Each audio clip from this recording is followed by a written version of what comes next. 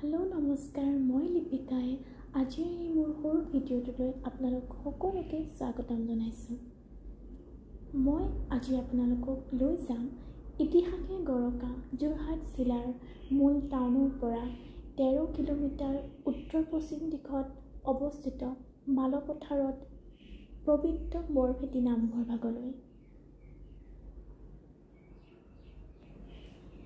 জনবিশ্বাসৰ মতে আহোম ৰাজত্বৰ সময়ত ৰজাৰ অত্যাচাৰত মায়ামৰা বৈষ্ণৱসকলৰ অৱস্থা অতি শোচনীয় হৈ পৰিছিল আৰু এই শোচনীয় অৱস্থানৰ পৰা পৰিত্ৰাণ পাবলৈকে তেওঁলোকে একত্ৰিত হৈ সত্ৰাধিকাৰ শ্ৰী শ্ৰী অষ্টবেদেৱৰ লগত মিলি প্ৰায় 8,000 ভক্তগণে তেওঁলোকে এজনে এচপৰাকৈ মাটি দি নিজৰ শক্তিৰ প্ৰমাণেৰে স্থাপিত কৰিছিল এই বৰভেটিৰ স্থানভাগৰ।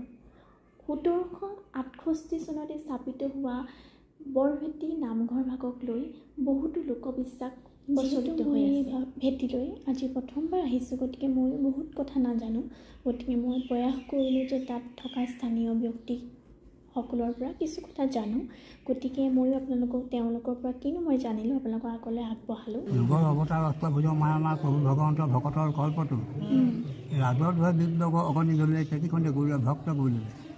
আমাৰ ভক্তভাৱে একমত হৈ ধৰ্মৰ একবচনাই কথা কোৱা এই বুলি গুৰুৱে বাক্য হিচাপে দিলে। মালপথাৰতে গৈ ঠাই নিৰিখিলে 8,90,000 ভক্তভাৱে কয় গুৰু সত্য কৰি পবিত্ৰ কৰে। গুৰু বাক্য অনুসৰি সবে ভকতে মূৰত পৰা গামোচাৰে মাটিক ভৰালে।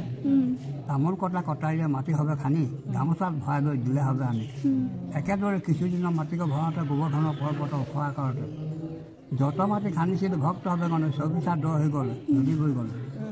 পূৰ্ণভূমি বৰভেটি গহীন গম্ভীৰ ভকত হ'ব জানে হোৱাৰ মন্দিৰ। এতিয়া 8,90,000 ভক্ত হবে এই ভেটি বন্ধাই থৈ গৈছে। সেই ভেটিকে গণনালৈ এতিয়া কিমান ভকত বস্তু বাঢ়িছে। যেনেকৈ নামঘৰলৈ গ'লে আমি ধূপ ধূনা বা শৰাই আগবঢ়াওঁ, তেনেকৈ বৰভেটিত আৰু এটা লোকবিশ্বাস আছে যে আমি এই ধূপ ধূনাৰ লগতে যদি লুং দান কৰোঁ অৰ্থাৎ নিমখ দান কৰোঁ, তেনেহ'লে ই আমাৰ ওপৰত থকা যিখিনি বেয়া প্ৰকোপ আছে সেইখিনি নোহোৱা কৰে। এই বিশ্বাসটো বহুতভাৱে পৰিচালিত হৈ আছে আৰু আমিও ঠিক তেনেকৈ আজি ইয়াত ধূপ ধূনা চাকিৰ লগতে নিমখ আগবঢ়ালোঁ। বৰভেটি নামঘৰলৈ আহিলে ইতিহাস, ধৰ্ম আৰু সংস্কৃতি একেলগে অনুভৱ কৰিব পাৰি, কিয়নো আজি ই এক কেৱল নামঘৰ নহয়, অসমীয়া সংস্কৃতিৰ এক কেন্দ্ৰ।